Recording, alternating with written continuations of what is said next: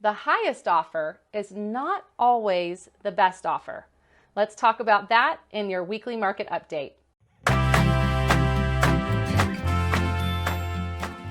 Okay, so friends, in the 5 cities of Temecula, ℉ Menifee, Wildomar, and Lake Elsinore last week, rounding out the week of July, we are actually down in all 3 categories, which is interesting because as I had mentioned in the previous weeks, we were up all through the month of July, and I'm really watching our inventory.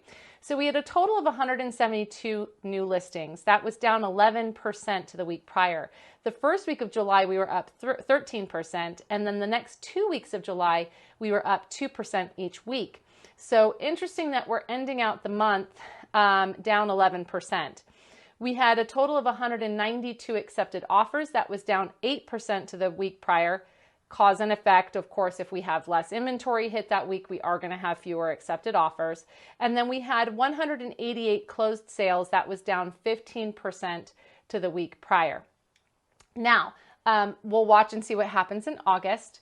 But let's talk about that statement I made about the highest offer not always being the best offer. So had an offer accepted this week. I'm super excited to do an escrow with this agent. I have not done one with her before, and she seems so delightful and so transparent and so humble. So that is just unbelievably refreshing. Not always the case. So very, very much looking forward to that.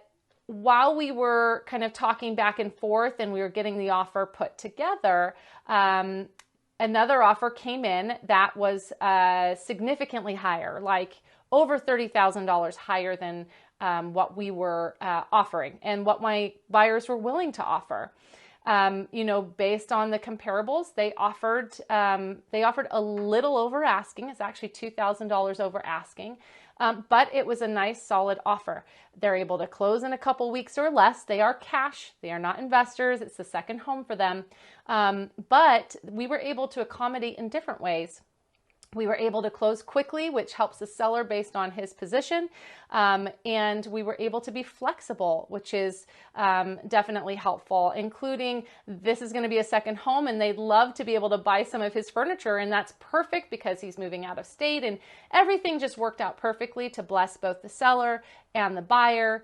And the listing agent and I were able to work together to make sure that it's a win-win situation. So I want to encourage buyers that, okay, yes, you do need to write a competitive offer, but sometimes you have to hold to your convictions. And my clients knew, okay, if we don't get this, if he does take that 530, we're okay with that. But what's interesting is, and she was telling me, okay, it was a 530 offer, however, and they waived appraisal contingency. So that sounds great, right? So as a seller, you're like, 530 waived appraisal contingency. Okay, it's not going to be a couple weeks, but I'm going to get more money. Except that their proof of funds was, well, first of all, they didn't send their proof of funds. And then when she asked for it, the agent said, oh, I forgot to attach it. Took forever to get it to her. And then when they sent it, it was for $6,000. So it doesn't mean anything if they remove an appraisal contingency if they can't back it up. The comps are the comps. If you take that gamble and the comparables don't come in, the appraisal doesn't come in because the comparables don't support it, unless that buyer is willing and able to come up with the cash, it's just an empty promise. And who likes an empty promise? So although we were less, it was a guaranteed close, and they knew what they were coming up against. There were not the unknowns that would be in the other situation. So if you're a seller and you're reviewing offers with your agent, or if you decide to use our team and you end up reviewing offers with us, just know we're going to be going through all of those factors and looking what truly is this offer and how substantial is it? How solid is it? Can they back up what they're saying? Because just because you have something higher doesn't mean that it's the best. And you want to make sure that what you open, you close, and that it all works out. All right, I hope that this is helpful. As always, thank you for spending time with me, and we will see you next week. Hey, so if you liked this video, like it. If you loved it, make sure to subscribe so you can keep getting these market update videos and other great videos as well.